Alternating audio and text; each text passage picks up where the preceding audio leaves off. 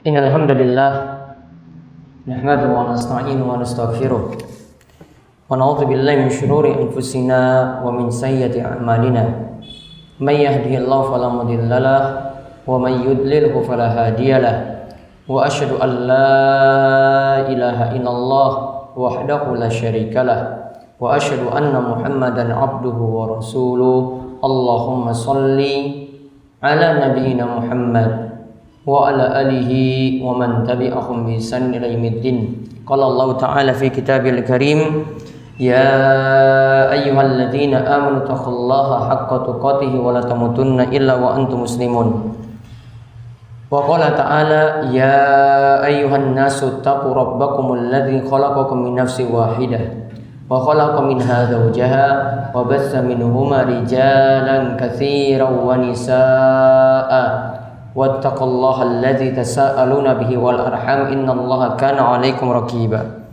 Wa qala ta'ala, ya ayyuhalladzina amanu taqullaha wa qulu qawlan sadida yuslih lakum a'malakum wa yaghfir lakum dzunubakum wa may yuti'illaha wa rasulahu faqad faza fawzan 'azima.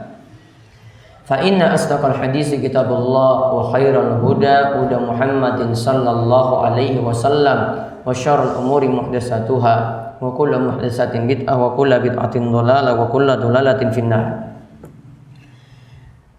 Kaum muslimin, para jamaah salat Jumat Masjid Jenderal Sudirman yang semoga senantiasa dirahmati dan diberkahi oleh Allah Subhanahu wa taala. Kita bersyukur pada Allah atas nikmat dan karunia yang telah Allah anugerahkan kepada kita, sehingga di kesempatan Jumat kali ini kita semuanya diberikan kemudahan, diberikan kekuatan, kesehatan dan umur panjang, sehingga kita bisa menjalankan salah satu kewajiban kita kepada Allah Subhanahu wa taala, menjalankan sholat Jumat secara berjamaah. Mudah-mudahan Allah Subhanahu wa taala terus menambah kita nikmat yang lainnya dan kita terus bisa memperbaiki ketakwaan kita kepada Allah Subhanahu wa taala. Salawat dan salam semoga tercurah kepada junjungan kita Nabi besar Nabi Agung Muhammad sallallahu alaihi wasallam, pada para sahabat, pada para tabi'in, pada para tabi'ut tabi'in serta para ulama yang telah memperjuangkan agama ini di tengah-tengah kita, serta setiap pengikut Nabi Muhammad yang mengikuti beliau dengan benar. Ma'asyiral muslimin, jamaah salat Jumat yang semoga senantiasa dirahmati dan diberkahi oleh Allah Subhanahu wa taala. Kita berada pada akhir-akhir saking bulan Ramadan. Berada di penghujung bulan Ramadan dan kita sebentar lagi akan memasuki juga perayaan Idul Fitri yang merupakan tanda bahwasanya puasa kita itu telah berakhir. Idul Fitri disebut Idul Fitri karena Id itu bermakna kembali. Sedangkan Fitri ini bermakna kita kembali berbuka, tidak diwajibkan lagi puasa. Idul itu artinya kembali, Fitri itu artinya kembali berbuka puasa setelah sebelumnya kita menjalankan ibadah puasa sebulan penuh. Berarti setelah Idul Fitri tidak ada lagi puasa wajib kecuali yang masih memiliki utang-utang puasa. Di kesempatan kali ini kita akan melihat apa saja amalan yang nanti kita temukan di hari raya tersebut, sehingga dengan mengetahui hal ini, hari raya kita menjadi hari raya yang lebih bermakna, tidak seperti sebelum-sebelumnya. Dan nanti kita akan lihat juga beberapa hal yang baiknya dihindari ketika kita berhari raya. Kaum muslimin yang semoga senantiasa dirahmati dan diberkahi oleh Allah Subhanahu wa taala. Di hari Idul Fitri kita diperintahkan untuk sebelum menuju ke tanah lapang, dan dianjurkan sholat ini dilaksanakan di tanah lapang. Yaitu kita dianjurkan untuk mandi sunnah terlebih dahulu, untuk mandi bersih-bersih terlebih dahulu. Dan ini ada sunnahnya, disebutkan dalam kitab Al-Muwatta bahwasanya Abdullah bin Umar, beliau itu biasa mandi ketika ingin berangkat sholat Id. Sebelum beliau berangkat ke lapangan, beliau mandi terlebih dahulu. Dan para ulama katakan bahwasanya Ibnu Umar ini adalah sahabat yang paling mencontoh Nabi kita Muhammad sallallahu alaihi wasallam. Berarti sunnah yang pertama, kita dianjurkan ketika menuju lapangan, dianjurkan untuk mandi bersih-bersih terlebih dahulu. Inilah yang ada juga dalam mazhab Syafi'i. Dalam mazhab Syafi'i juga ditetapkan mandi-mandi yang sunnah adalah mandi ketika kita berkumpul dengan orang banyak. Contoh berkumpul dengan orang banyak adalah ketika kita berkumpul untuk sholat Jumat ini. Contoh yang lainnya lagi berkumpul untuk sholat Id. Contoh yang lainnya lagi yang para ulama anjurkan berkumpul untuk sholat istisqa, minta hujan, dan bentuk sholat-sholat yang kita dianjurkan untuk kumpul, maka dianjurkan untuk mandi seperti itu. Kemudian yang kedua, karena di hari raya Idul Fitri sebulan penuh kita menjalankan ibadah puasa seperti ini. Kemudian di hari raya Idul Fitri berarti adalah hari dilarang untuk berpuasa. Maka disunahkan ketika menuju lapangan, sebelum kita berangkat ke lapangan, ada makanan yang kita santap terlebih dahulu. Tujuannya itu apa? Tujuannya kata para ulama, biar kita tidak merasa lagi pada hari Idul Fitri kita itu berpuasa.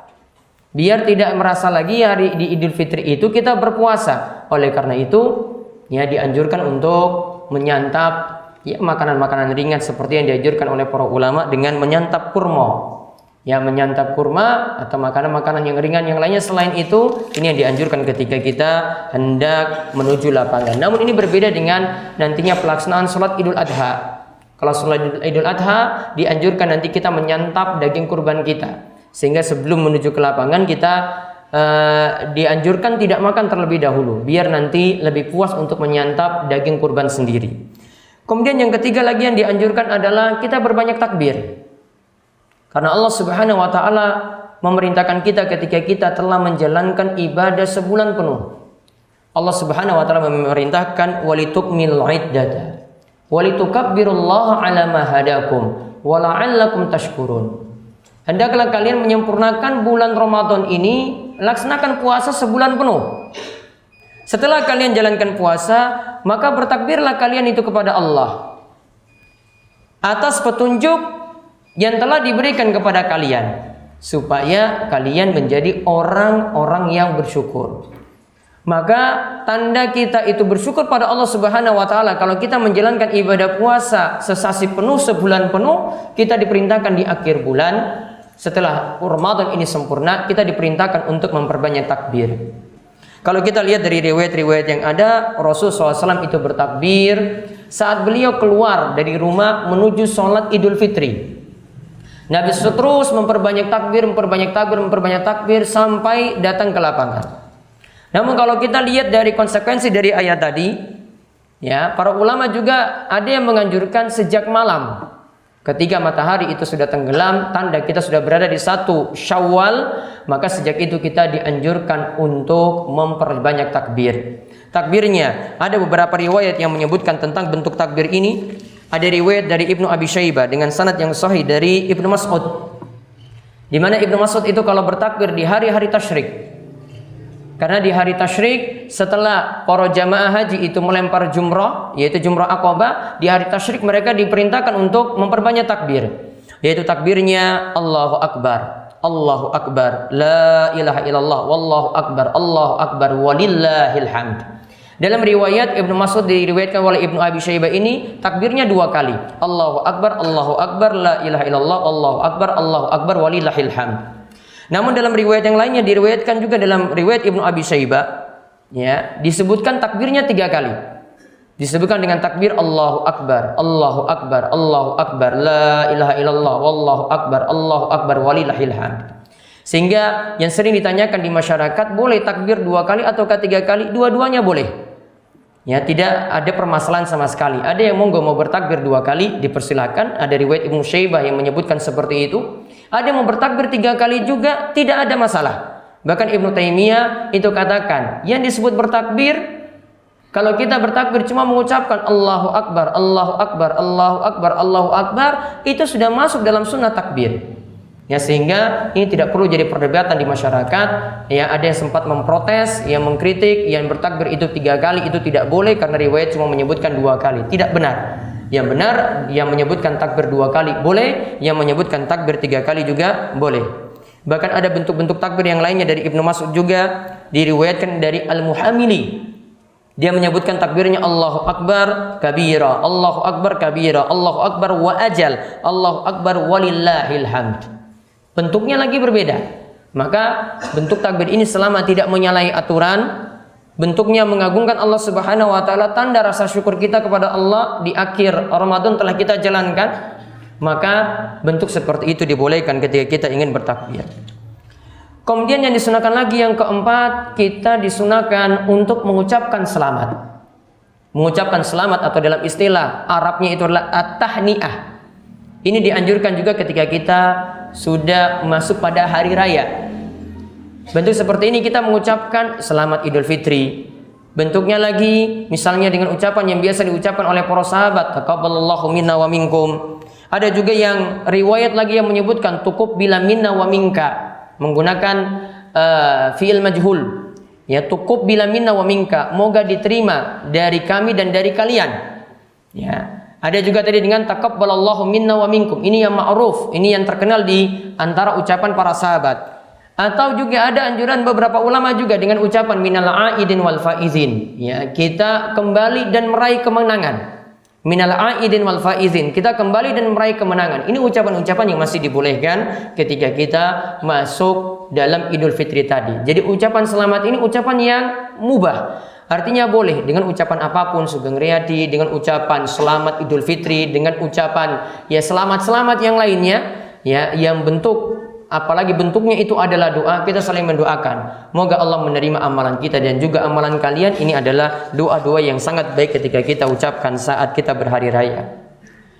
Juga yang kelima yang dianjurkan, boleh berhias diri di hari raya Idul Fitri.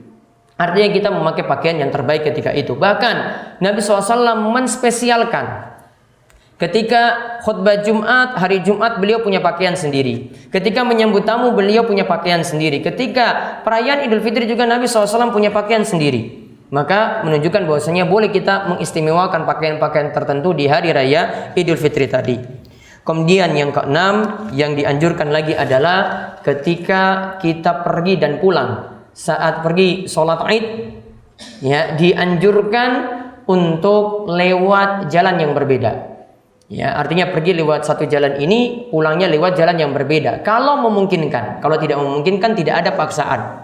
Tujuan yang kata para ulama, yang pertama ada ulama yang mengatakan makin banyak jalan yang kita lewati, makin banyak jalan yang kita lewati, maka itu nanti akan jadi saksi kita pada hari kiamat. Jadi bagian bumi ini akan jadi saksi, bagian bumi yang lain juga akan jadi saksi.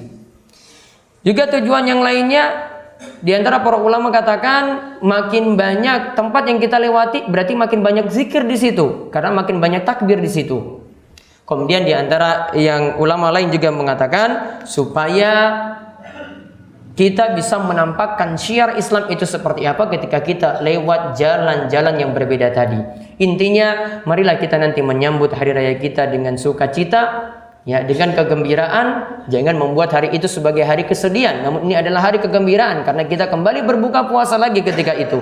Mudah-mudahan Allah Subhanahu wa taala menjadikan Idul Fitri kita nantinya adalah menjadikan amalan-amalan kita diterima oleh Allah Subhanahu wa taala dan kita mendapatkan ampunan yang besar dari Allah Subhanahu wa taala. Demikian khutbah pertama ini, aku qouli hadza wa astaghfirullah li wa lakum wa lisairil muslimin innahu was-sami'ul alim.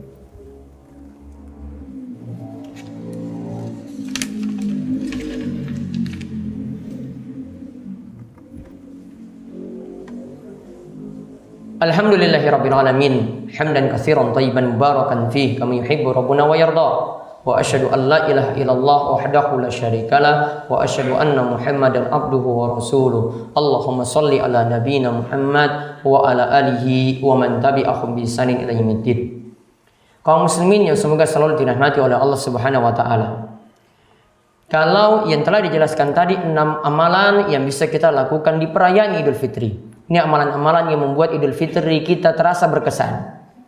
Namun ada beberapa amalan yang baiknya ini tidak dilakukan ketika kita bertemu dengan perayaan Idul Fitri. Yang pertama, memang di dalam perayaan Idul Fitri kita dianjurkan untuk memperbanyak takbir atau istilah kita dengan takbiran. Kita memperbanyak tadi Allahu Akbar, Allahu Akbar, Allahu Akbar, la ilaha illallah, wallahu akbar, Allahu Akbar, walillahil hamd. Kita dianjurkan seperti itu. Namun tentu saja takbiran ini mesti memakai aturan. Namanya saja kita mengagungkan Allah Subhanahu wa taala. Maka namanya mengagungkan Allah, kalau kita agungkan Allah Subhanahu wa taala berarti tidak boleh timbul kekacauan.